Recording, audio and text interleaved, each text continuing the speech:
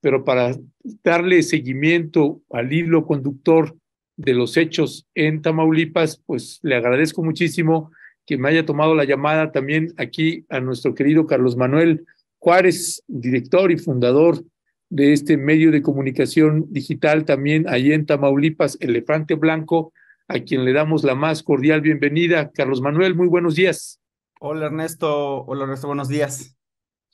Buenos días, Carlos Manuel. Pues Carlos Manuel, hay varias notas que están publicando ustedes entre el día de ayer y el día de hoy. Se han visto ahí bastante activos en materia informativa y sobre todo con temas de criminalidad y violencia en esa entidad federativa.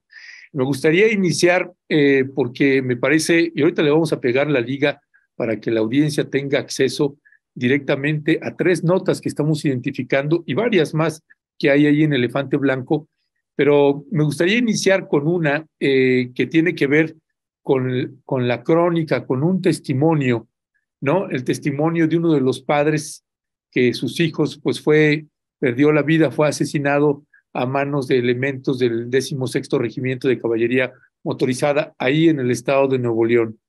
La crónica, la narración, la descripción es tremenda y también arroja más luces sobre lo sucedido, además de que también arroja luces, Carlos Manuel, en este manejo que se hizo de este video, donde pues se coloca, ponen pues casi al ejército como víctimas que están pateando, que claro que uno no, de ninguna manera vamos a celebrar que estén golpeando a nadie, sea militar o no sea militar, pero que están pateando en el suelo a un militar. Pero hay un contexto ahí atrás. Ustedes han estado sacando algunas imágenes, otras, tanto ustedes como nosotros, nos hemos pues guardado las imágenes porque luego son imágenes muy, muy duras y que luego no va a colocarlas como medio de comunicación. Pero, ¿cuál es tu valoración? Va a haber una crónica que dice, mira a mi hijo viejo, una crónica del choque entre militares y civiles en Nuevo Laredo. ¿Qué decir, mi querido Carlos Manuel? Esta crónica que es bastante, como dices, dura, eh, de un hecho que de por sí me parece, ah, eh, ah, como dijera el clásico, fuera máscaras, ¿no? Uno de esos momentos en los que sobre todo en este sexenio, en el que muchas personas se han quitado la máscara de qué opinan con respecto a la posición que tienen ahora, digamos, respecto al gobierno. Y por eso esta crónica la hicimos, porque narra de lo que sucedió, digamos, desde la perspectiva de un hijo, de un papá que acude al lugar en donde mataron a su hijo y un papá que pone la cara y que asegura que su hijo no tiene nada que ver con la delincuencia, que creo que ha sido el debate tan fuerte que se ha dado ahora en el caso de esta presunta ejecución extrajudicial en Nuevo Laredo. Eh, Esta crónica pues habla de ese padre que fue en la mañana de ese domingo 26 de febrero a recoger los restos de su hijo Gustavo Ángel Suárez Castillo, que se abrazó al cadáver de su hijo, y cómo también ese llamado de auxilio que le hace pues a un compañero periodista que estaba ahí cubriendo de los compañeros de Nuevo Laredo, cubriendo este hecho. Y bueno, pues lo cruel que es ver a un papá, eh, pues teniendo que exigir justicia. Y él fue también quien encabezó esta protesta que se dio ese domingo. Eh, Se ha hablado mucho, Ernesto, sobre quiénes eran las víctimas, sobre a qué se dedicaban las víctimas. Ahora ha sido la pregunta principal de la opinión pública, digamos, un poco en esta lógica de encontrar un resquicio por el cual justificar esto que hizo el ejército mexicano, que fue disparar sin ningún protocolo, sin respetar el manual de uso de fuerza. Eh,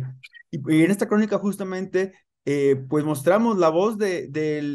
este padre y también la reacción de los militares y la reacción de la población en general de esta colonia Manuel Cavazos Lerma,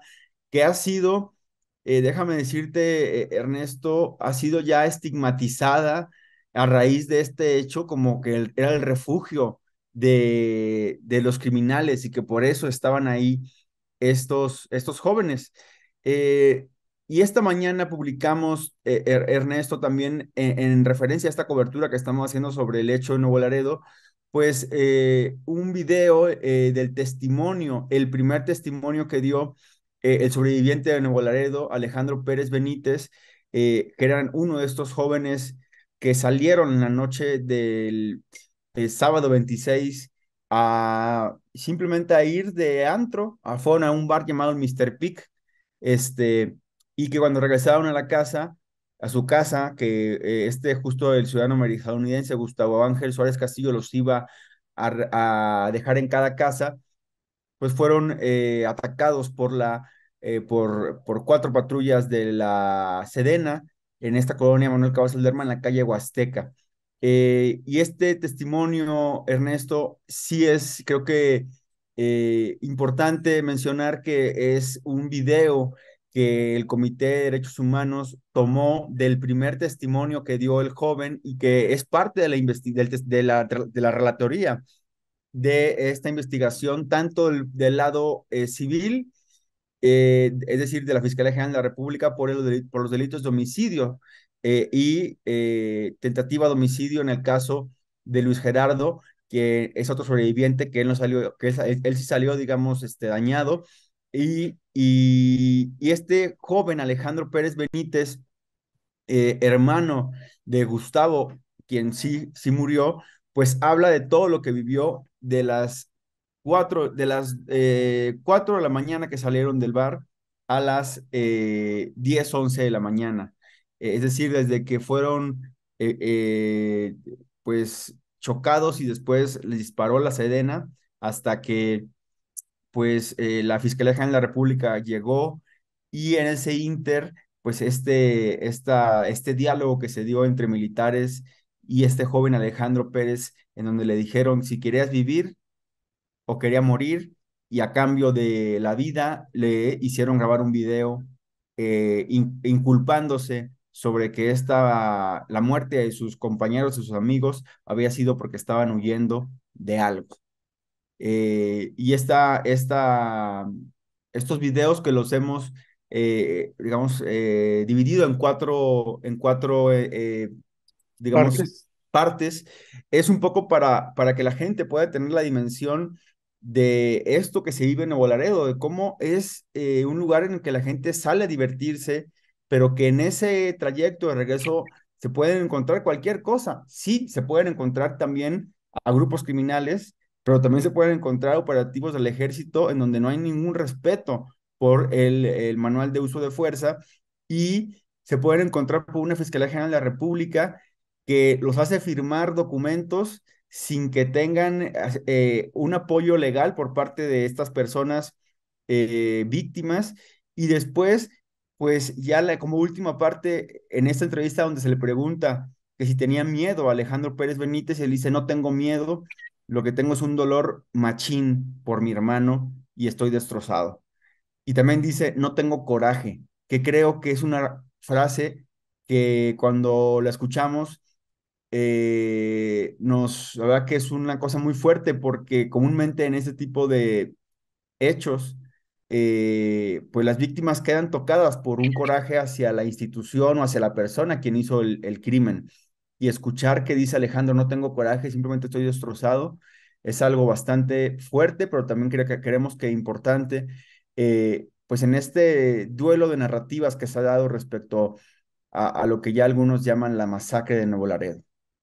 Pues sí, es en realidad un trabajo valiosísimo, muy detallado, que ya le pegamos a usted una primera liga, ahorita le vamos a pegar la segunda liga aquí de Elefante Blanco sobre el tema, pero Carlos Manuel, precisamente el día de hoy ustedes están publicando pues una nueva nota que es Capitán identifica a 4 militares que dispararon a jóvenes en Nuevo Laredo. pues ese es otro dato, otra información importante, además de varios elementos que están colocando ahí y una tercera voz. Así que cuéntanos quién es este capitán y si ya se tiene el registro, por tanto, de los nombres de los militares involucrados en el homicidio o en la masacre de estos jóvenes. Mira, el capitán es un capitán de nombre Helio. No hemos querido revelar el apellido, dado porque hay un tema sí judicial en proceso, un proceso judicial que hay que respetar, porque el capitán yo creo que está haciendo, pues, en su relatoría, que es de con base en un reporte policial, el reporte policial homologado, está siendo bastante sincero. Yo, lo que nosotros hacemos en esta evaluación de estas versiones, el capitán acepta que dispararon 4 militares sin la orden de disparar, que cuando revisaron la camioneta no encontraron nada que tuviera que ver con temas de delitos, ni armas, ni municiones, ni droga, ni radios, nada, nada, nada, nada. Lo menciona él muy claramente en el reporte que da, y sobre todo también da el detalle de qué vehículos, de cómo, justo lo que mencionaban antes en la mesa, de cómo está actuando la Sedena en Nuevo Laredo. Era un convoy de 4 vehículos, 3 Cheyenne y un Suncat. Eran aproximadamente 20 elementos, y hasta ahora lo que se ha hablado en muchos medios, sin embargo, no se ha confirmado, por eso mismo Elefante Blanco no lo ha publicado. Mi compañero Pablo Ferri en El País publicó una nota respecto a este rumor de que ya fueron 4 militares, estos mismos que el capitán identifica como los disparadores, que ya fueron vinculados a proceso en la justicia militar. Eh, pero bueno, este capitán arroja los nombres. Él dice en una parte de su narrativa, dice: en el momento en el que escuchó los disparos, dice, yo como responsable del personal antes mencionado, escuché que varios elementos accionaron sus armas de fuego sin que yo diera tal orden, por lo que de manera inmediata, vía radiofrecuencia, ordené el alto al fuego. Posterior a ello, desciendo de la unidad, preguntando al personal quién había disparado, por lo que de manera voluntaria, espontánea, los siguientes elementos me informaron que habían disparado. Y también igual los nombres de los elementos están protegidos, debido a que también es parte de un proceso judicial que ya veremos cómo se dirime, porque por ahora tenemos la versión de Alejandro Pérez Benítez, del sobreviviente, tenemos la versión del capitán Helio, tenemos la versión de la Sedena en ese comunicado que ha sido muy cuestionado, la versión del presidente. Y pues ahora veremos qué mencionan estos 4 militares que están señalados como los culpables. Creo que ahí se abre otra puerta de información respecto a qué pasó, ese estruendo que dice la Sedena en el comunicado. ¿Qué estruendo es? ¿De dónde vino? Y pues seguir indagando sobre este hecho. Te puedo confirmar, porque me lo acaban de confirmar justamente hace un momento, Ernesto, Alejandro Pérez Benítez, el sobreviviente de Nuevo Laredo de esta masacre, ya fue protegido por organizaciones de derechos humanos, fue resguardado en un domicilio lejos de Nuevo Laredo, porque justo nos están ahora informando el Comité de Derechos Humanos de Nuevo Laredo que hubo una intimidación en la casa de la familia Pérez Benítez. Ahora mismo me voy a leer la comunicación que están enviando el Comité de Derechos Humanos de Nuevo Laredo, que dice: soldados del ejército mexicano se presentaron la madrugada de este domingo, es decir, ayer, en el domicilio de la víctima Gustavo Pérez Benítez, uno de los 5 masacrados en Nuevo Laredo, y los amenazaron con detenerlos por presuntamente pertenecer a una organización criminal. Alrededor de las 12 de la medianoche de este domingo, 4 vehículos militares, 3 camionetas pick-up y un blindado arribaron al crucero de Río Verde y Río Éufrates en la colonia Cortés Villada, y personal del ejército procedió a revisar el vehículo de un familiar cercano al papá de las víctimas bajo la sospecha de estar consumiendo marihuana. Mientras dos soldados revisaban un automóvil particular, otro de los militares que iba al mando del operativo comenzó a interrogar al señor Enrique Pérez, papá de las víctimas, asegurando que en su domicilio se vendían drogas y que él, si él quería, podía llevárselo arrestado en ese momento, pues además de ser capitán del ejército, también era abogado. Dice, cuando la víctima le dijo que existía una denuncia en la Fiscalía General de la República y también una queja ante la CNDH por la muerte arbitraria y lesiones de sus dos hijos al militar, le exigió verlas, siendo entonces que otro familiar llamó a los abogados del Comité de Derechos Humanos que acompañan el caso y el personal del ejército decidió retirarse apresuradamente. Eh, y justamente aquí al final de este comunicado mencionan desde hace 3 días el testigo sobreviviente Alejandro fue enviado a un domicilio distante y sin revelar toda vez que ninguna autoridad ha implementado medidas urgentes para su auxilio y protección, pues como el, digamos, el principal personaje de este hecho. Esto es información que nos están dando ahora a conocer y pues que se suma, Ernesto, a esta discusión tan fuerte que se ha dado y con el ojo criminalizando a las víctimas. Y bueno, pues creo que va a seguir, dado que este caso, también hay que mencionarlo, si es que se va a llevar todo el caso por la justicia militar, va a haber un amplio margen de opacidad en cómo se va a llevar las declaraciones, el proceso. Veremos aquí si la Fiscalía General de la República realmente va a irrumpir para que estos militares, como lo pide la familia de estos víctimas, estos militares se enfrenten a la justicia civil por el homicidio, por los homicidios cometidos esa madrugada de domingo del 26 de febrero pasado. Sí, gracias, Carlos Manuel. Déjame pasar rápido a la última nota, porque bueno, nos queda clarísimo que este caso todavía va a dar muchísimo. Vamos a ver ahí cómo se conduce la Secretaría de la Defensa Nacional también para el esclarecimiento de los hechos. Carlos Manuel, también hay otra nota que también genera pues muchísimo ruido y es que precisamente pues el FBI está denunciando que secuestran a 4 estadounidenses en Matamoros, Tamaulipas. Esta desaparición, entiendo que fue el día 3, y pues Sí. bueno, pues ya hay una comunicación interna entre el gobierno de México y el gobierno de los Estados Unidos. ¿Qué decía al respecto? Solamente que bueno que hoy el presidente, justo estamos aquí en la Ciudad de México porque queremos cuestionar al presidente sobre ese hecho en Matamoros. ¿Tuviste chance Al de preguntar? final, bueno, ahí arrebatando la voz siempre, al final de esta conferencia, se le pudo preguntar, primero abrió camino una compañera, Stephanie Palacios, y después justo yo le pude preguntar al presidente, pues, de qué se trataba y de que si estaba en comunicación con el gobierno estatal. El presidente mencionó que la información que tienen hasta el momento es que se trataba de ciudadanos americanos o estadounidenses que habían cruzado a Matamoros para comprar medicamentos y se vieron justamente, fueron secuestrados por un grupo armado. Eh, Ahí, digamos, todavía dijo él este día más tarde, la Secretaría de Seguridad Pública, Rosa Isela Rodríguez, va a informar ampliamente sobre el caso. Simplemente reconoció que sí es un secuestro y que el FBI y el gobierno estadounidense están buscando trabajar juntos en esta investigación. También mencionó el presidente que ayer mantuvo comunicación durante todo el día con el gobernador de Tamaulipas, Américo Villarreal Anaya, para que se atendiera este tema y ahora mismo nos están diciendo que a la 1:30 va a haber una rueda de prensa en Ciudad Victoria, en la sala de prensa, en el Palacio de Gobierno de Victoria, en donde va a estar el fiscal de justicia Irving Barrios Mojica,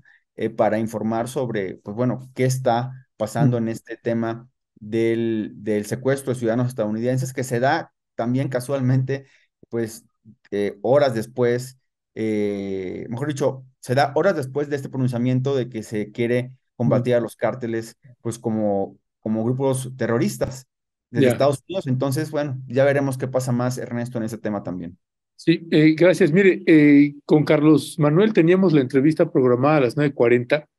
pero me avisaba también que estaba en la mañanera, entonces por eso dejamos un hueco después de la mesa, porque dijimos, bueno, si la mañanera se cuelga, pues entonces pasamos a Carlos Manuel más tardecito para poder hablar al respecto. Te pregunto sobre este caso, eh,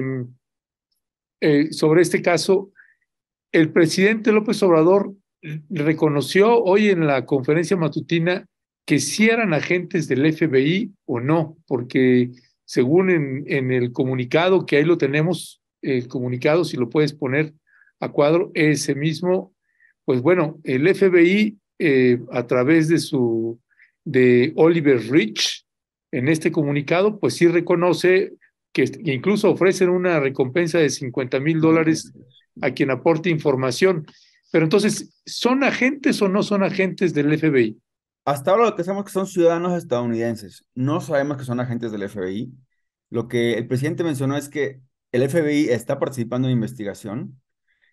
Reconoció que el FBI está ofreciendo esa recompensa de $50,000 y reconoció que este, este hecho presuntamente fue cometido, ese secuestro, por grupos criminales, grupos armados. Esto es lo que se reconoció hoy y es lo que la información que desde un primer momento fue la que circuló, digamos, ¿no? Ciudadanos estadounidenses secuestrados y, como dijo el presidente, cruzaron a Matamoros, de Bronzeville a Matamoros para comprar medicamentos. Ya Mm, veremos si esto es lo que corresponde con lo que más tarde podrá informar la secretaria de Seguridad, Rosicela Rodríguez. Hay mucho, es un momento, con eso quisiera cerrar, Ernesto, es un momento bien complejo, hay muchas cosas. sí, sí, En Matamoros también ahora, ayer nosotros dimos a conocer este decomiso de fentanilo que hubo,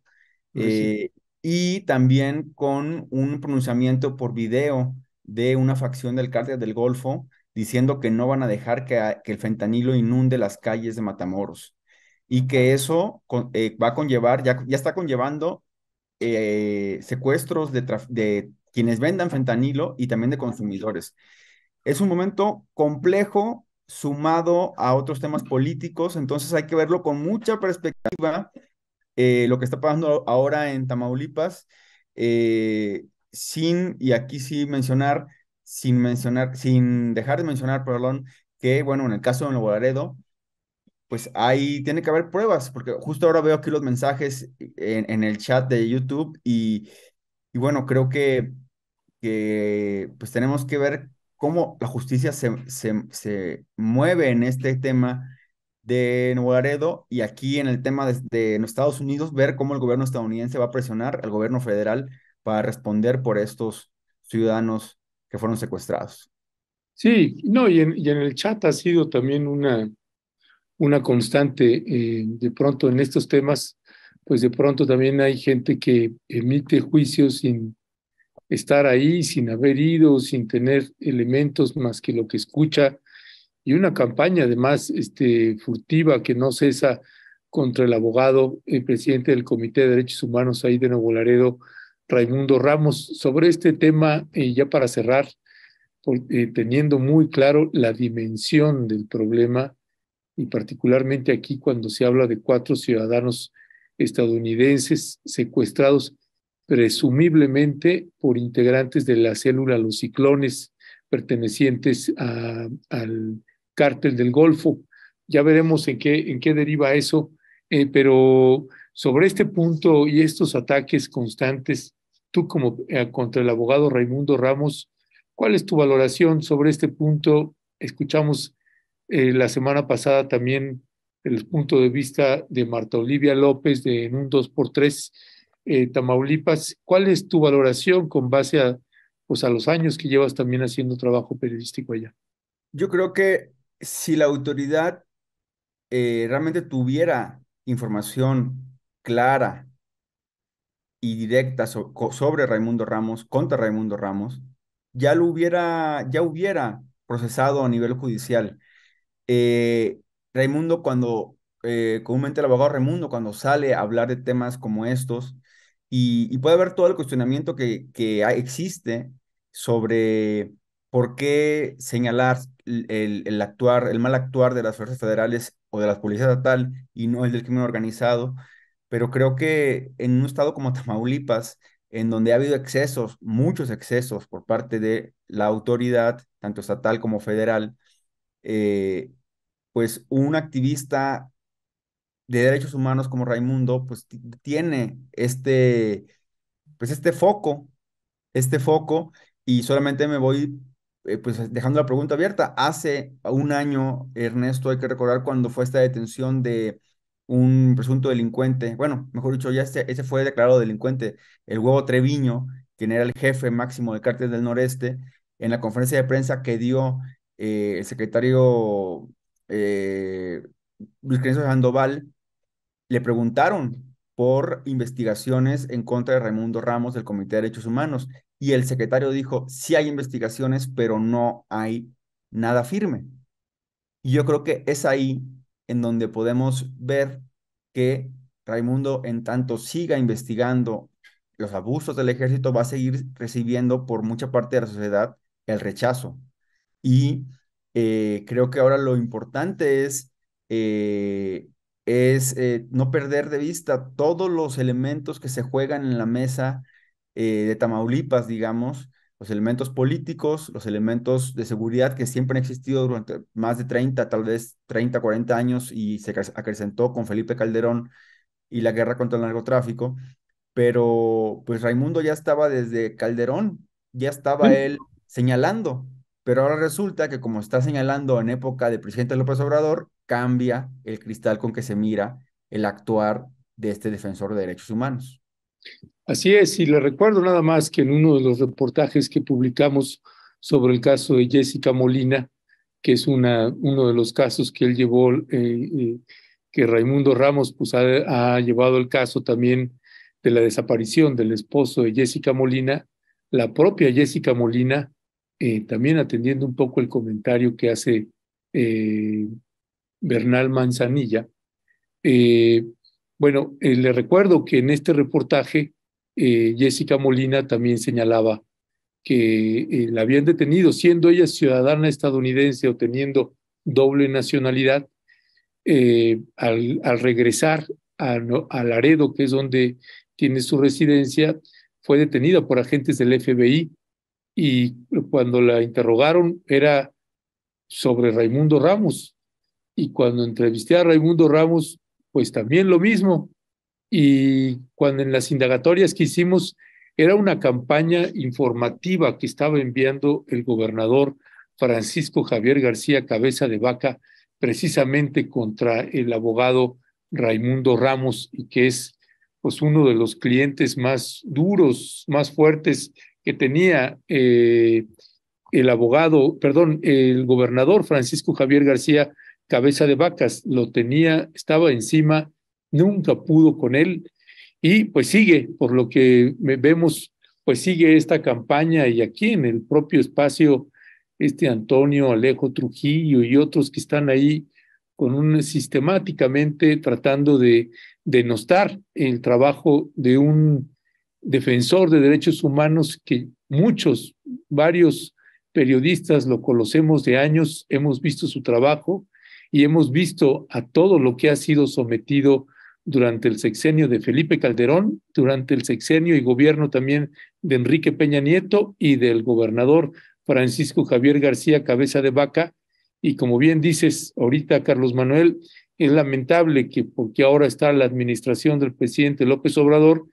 y siga denunciando abusos y excesos, sea de integrantes del ejército o de la Marina, como lo fue en el sexenio de Peña Nieto y de Francisco Javier García Cabeza de Vaca, pues esté sometido a toda esta campaña de denostaciones. Así que bueno, pues estaremos dándole seguimiento. Vaya situación que están viviendo en Tamaulipas, y como bien dices, hay que leerlo con cuidado, con pinzas, con responsabilidad,